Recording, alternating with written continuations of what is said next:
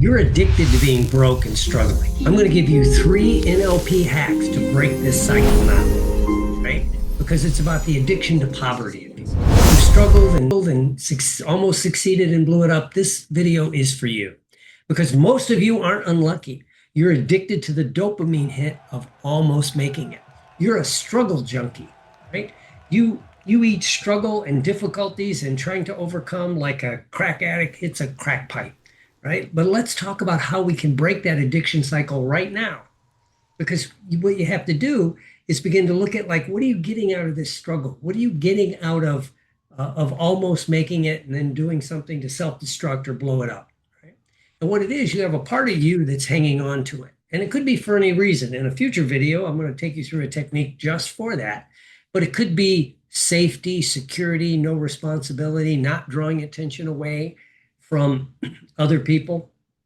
I've worked with a lot of people that get stuck like that, and they had a sibling or a parent that was a kind of like a superstar, and it was kind of a learned behavior. Whatever you do, you didn't take the attention off of that person, right? So you need to clear that out, right?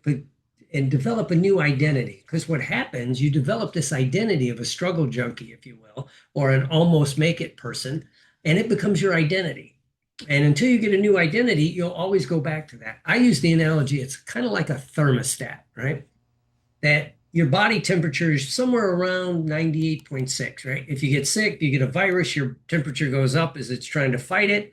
And then as soon as it's better, the temperature goes back down. When you get cold, if wintertime, sometimes you get cold, your body shakes, it does other things to bring the temperature up.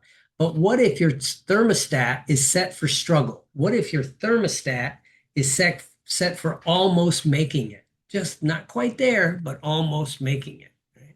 So if you've ever had the experience of doing a breakthrough, maybe you were trying to manifest something and you did.